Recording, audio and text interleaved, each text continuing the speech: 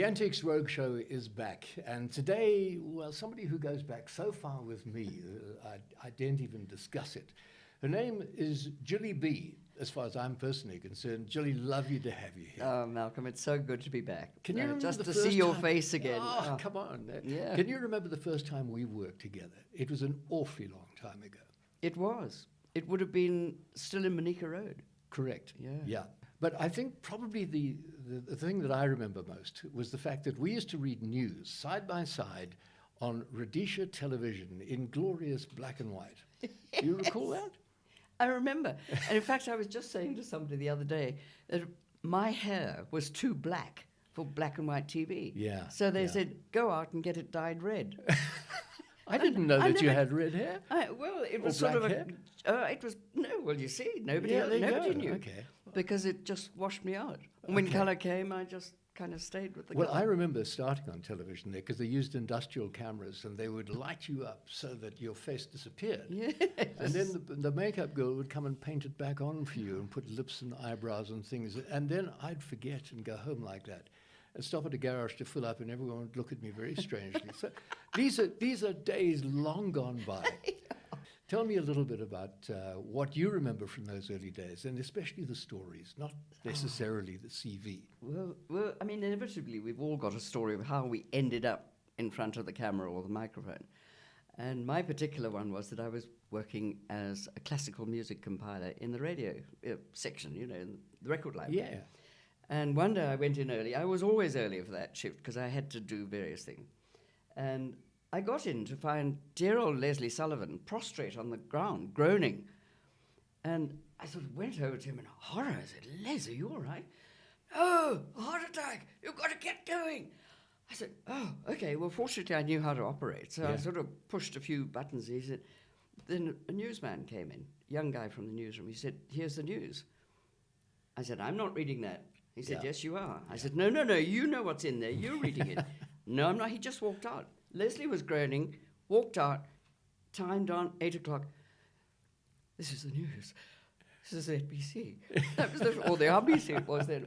And that was literally how I started. I got through that bulletin and to look up, to find the furious face of Keith Kennedy looking in. How dare you go on? Oh, yes. How dare you go in front of a microphone without anybody's sanction? I said, well, It was that or dead air. Yeah. that's right. Oh, that's and lovely. he hadn't seen Les lurking behind the desk. Fortunately, he was all right. But that was... Well, Leslie had, shall we say, he had an ongoing battle with the bottle, if I may put it politely. But what a wonderful man. Oh, what a broadcaster. Yeah. What a broadcaster. Never forgotten that April Fool's Day when he convinced everybody that there was now smell radio.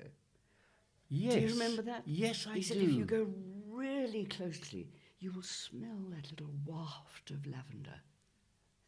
And so many people did. And so many people phoned up and said, yes, I can smell it. And there's bits of cinnamon in there too. I thought, you wonder sometimes whether they're pulling your leg and they're just reversing the joke. It's a bit like sort of amateur wine tasters, isn't it? Oh, a little bit of blackberry in there. Yes, yes, and a wonderful piece of grass. Yes. Oh, I had that in a television program where I was doing a hobbies program and somebody said, what can you make wine out of? You can make wine out of anything green, he said.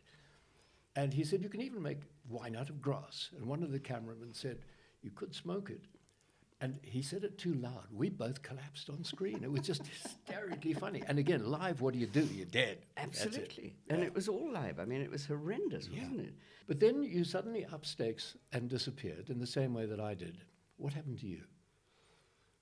Well, when we left to go to Australia, well, that came about for two reasons. One was that I'd been over at the commentating at the Brisbane Commonwealth Games, 1982.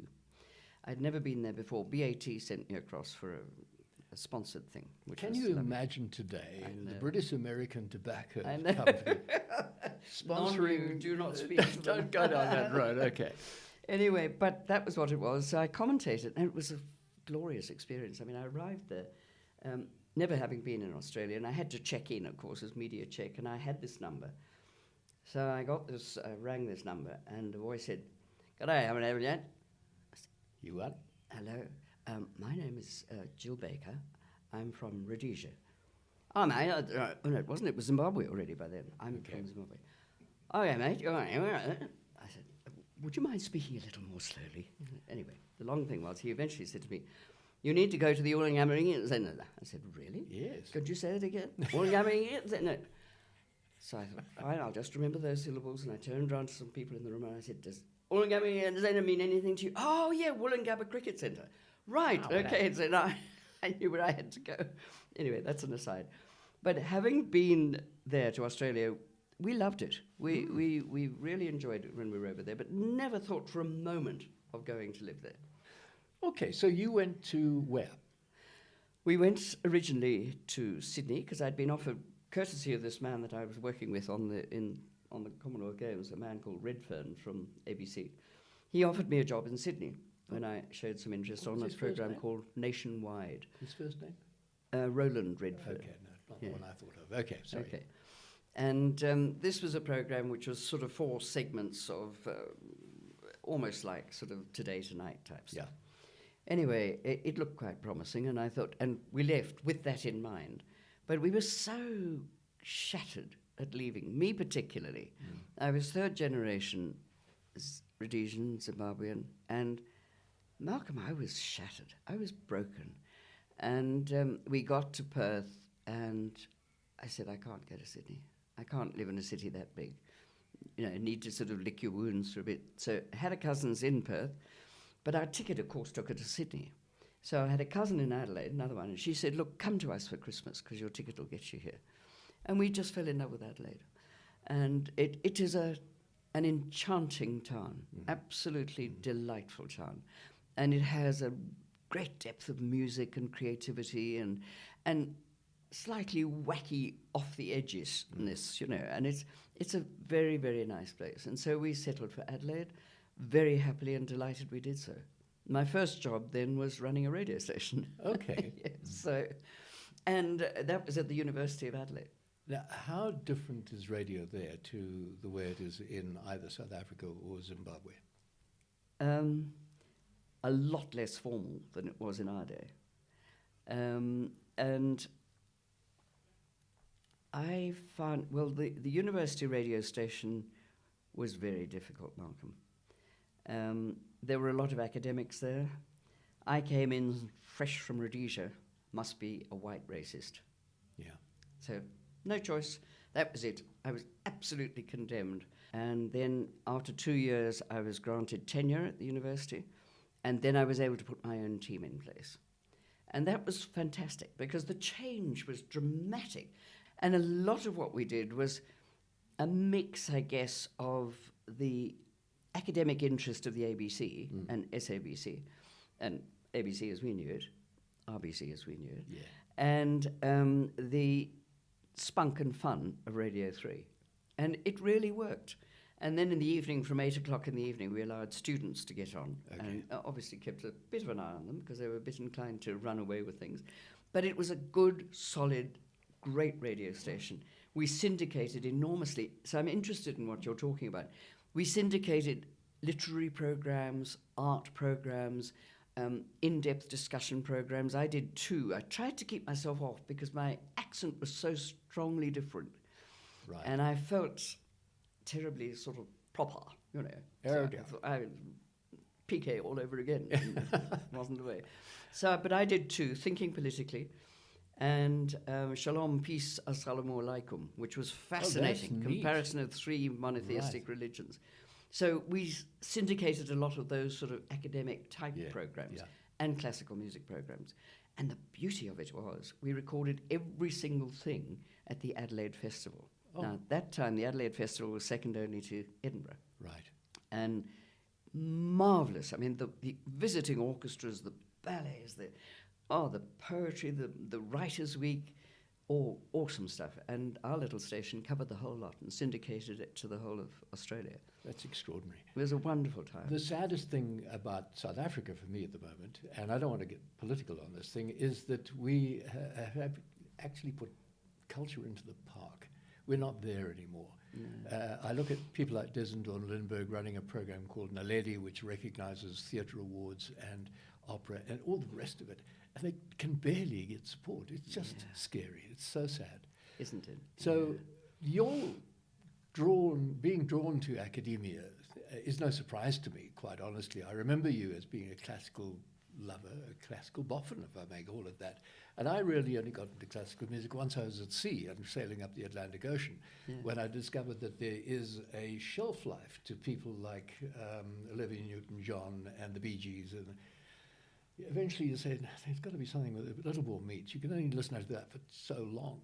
So I discovered all the classics, all the usual ones, the Beethoven's best hits and Tchaikovsky's greatest, etc., etc. And then I got very into things like Mahler and Bruckner, and I'm suddenly discovering this is me I'm talking to, because I would never have said I'd have done that. Oh, glad to hear that, because it does fill you out, doesn't it? It does. It's so rich. I mean, we just went in yesterday afternoon, the Johannesburg Bach Choir, singing the Fauré Requiem. And, that's just blissful, really. Yeah. Absolutely lovely. I'm very pleased. Well, thank you. You are a rounded personality. Getting a little rounder every day, I have to say. Okay. Now, you also went into authorship in a big way. You've written, and you've written well, and you've been published well. So let's spend a little time on that too, because that's what brings you to the country today. Yes, well, I had this odd upbringing. And it was an odd upbringing, really, because Mum was English, so she arrived out here in 1936, aged 26, to marry a man who was born in the country. 36, age 26. Yes. 1936. Yes. 4 years later, I was born. Were you? That puts me in perspective, doesn't it? It does. Okay. And me. Yes. How old was she when she had you? I was a little later than that, but not much. But Mum came out to Trilogy, Nyamatlovo. Yeah. Nothing there.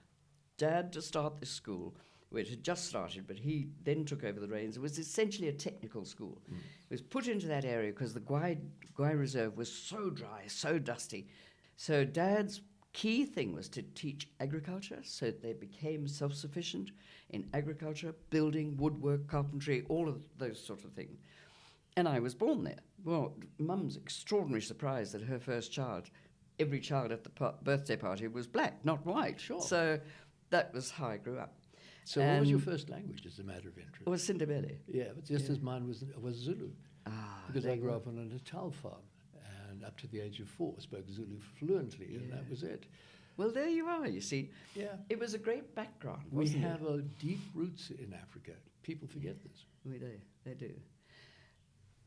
So when Dad died, or just before he died, I said, Dad, just let's sit down with a tape and just tell me a bit about the school. Oh, so glad you did. And anyway, so that's how Beloved African came about. And I was lucky. I just wrote that, and I didn't know where I went from there. And you may remember Trevor Keeling. He was an actor. Very much. So Trevor was working with me. Was he related to John Keeling? No, he wasn't, in fact. Not the dentist? No. Okay. But he was a very good actor, did some excellent acting. And I wrote to Trevor and I said, don't suppose you know any publishers, do you? He said, oh, well, I know one in South Africa. Why don't you send it to him? So I sent it off, expecting the yellow tag and things. Well, email straight back, yes, we'll publish. I was absolutely flabbergasted. Anyway, Beloved African was a wonderful story, but it was Mum and Dad's story. Yes. And it was about the school, and it was about the extraordinary difficulties of trying to cope with this burgeoning population and trying to provide enough education, and a decent enough education. Dad always said we needed one more generation. We just didn't have that time. So it was against that background that I felt, well, I must move on now to this. Beloved African, by the way, sold about 15,000 copies, That's which very was good. extraordinary. Yeah, all over the place, 3 editions. So, but I was never a writer per se, because I went on then to run my own business, and then I married Ray, and we've been doing quite a lot of project management work together. And but this kept bugging me, because there were 4 of us, particularly me and 3 others, 3 little boys, and we used to sit making clay cars I'm sure you made Clay cows, You know, yeah. mud, do you remember? Take a little hobble. Look swing almost around. like cows when you're finished. Yeah. I could make one in 2 seconds, you know. And we had farms full of these cows. And then one of them would take them off and they'd come back having been putting them in the fire and they glowed and then we'd make little bombers for them and the whole thing. Yeah. Anyway, great fun. And then I realized that of those 4, taking it from that story to say there, the disparity was extraordinary. One went on, trained in Russia, and came back as one of the top people in Zipra. Wow. The second would never have been anything in Matabele custom, because he would have been a slave. He was the brightest kid you could imagine, and he went through, got scholarships to Goromonzi, got scholarships to university, ended up as a lawyer, specializing in natural resources, I think it was, and ended up as Bishop Muzorewa's number 2. Okay. So there you had these 2, once 4 or 5-year-old mates, just gradually doing this. And in between was me as an unusual kid, and one other who was probably my best friend, Prune. His mum died in childbirth, and the Scottish nurse at the clinic adopted him, and the orderly brought him up as a Matabele boy. So he was sort of living a half-half life. But the 4 of us really could tell an extraordinary story, and I thought, okay, well, how on earth am I going to do this? And I thought, well, what is it that has caused that split? And essentially, it was right back to Mzilikazi, Lobengula, colonialism, settlement, up to where the book ends, Declaration of UDI. Right. And so we've told it all through the eyes of these 4 kids. I would say 60% is fictional, but 40% is absolute fact, which they all debate and decide whether they like it or not. But it's lively and it's not historian boredom. No. At least I don't think it is. Okay. And I've had some lovely little reviews. One person, Heather Thorne, wrote in, she said, I have edited countless academic papers on the formation of the Zulu warriors, the Horns, and what they did, how they managed to, how they were so effective. Sure. Yeah. And she said, but I have never felt my spine tingle before. And she said, and the G, the way you described the G, it must have been absolutely terrifying. Terrifying, yeah. So The Horns is the latest book. The Horns is I'm the sure latest. It won't be the last. You certainly hope not, anyway. Well, it's supposed to be the first of 3 if I survive. Oh, really? Oh, well, please keep it up, yeah. I can't wait to get into it, and I'll talk about that a little bit later, but that's the Zambezi trilogy. That's Zambezi trilogy. Yes. Okay, not Zimbabwe trilogy. No, so Zambezi. The whole of that area. Yeah, the whole thing being that the Zambezi really was the barrier that prevented Mzilikazi going further for a start. Right. Yeah. So he made it across the Limpopo and then stopped. Yeah, Well, that's right. Thank goodness for that. Yeah. So, okay. Chili, how long are you out for? Which is the next question, because I know they're going to people want to see it, and we better give them the date today. What is the date today? The date I think 14th? is the 13th. 13th. I would suggest. Okay, so 13th. you're not going to be here for very long. I Not don't for very know. long. No, I've had 3 lovely days with friends here, and we've got a Rotary talk tomorrow night, and then head to Durban, where there's another Rotary talk down there. Then Port Elizabeth, another talk there, about 5 talks down the Garden route, and then Cape Town, where there'll be another 5 talks, and then hopefully Harare and Bulawayo. Wow. And Okay. my real hope is that the plans we have for, say, the formal launch of the book will be in Bulawayo, because that would be stunning. Apt. That would be apt. Absolutely stunning. Okay. Well, let's, before we go, we have to end on the usual note, which I'm just sort of teeing you up for, and I hope you know about this. You have 2 options. You can either tell us your favorite story, your favorite joke, or you can do your party trick. So what's it to be? Well, Malcolm, as I'm not really good at either of those. Yeah, did you saw that coming though? Didn't I you? did. Yes, good. Okay, so what's it to be? Well, what funny joke can I think of? I can only ever go back to radio things, Go on then, when go on things that happened there. And in fact, do you remember Terry McDermott? Used to do graphics in the Oh studio. yes. Great guy. Terry was talking one day about how he'd watched, quite appalled, during an interview with a certain model from Russia called Verushka. Oh yes. And I said, Terry, I was doing that interview. And I will never forget it, Malcolm. I mean, she was queenly. She was 6'6" or something. Amazing, stunning looking woman. Absolutely stunning. But she did not speak good English. It was a struggle, and it was an equal struggle to try and get through, to that. So eventually I'd sort of run out because she didn't really seem to be interested in an awful lot. I was dying to hear about Russia, but she wasn't really keen on Russia. So I said, well, what are your pastimes? How do you fill your free time? I paint my body, she said.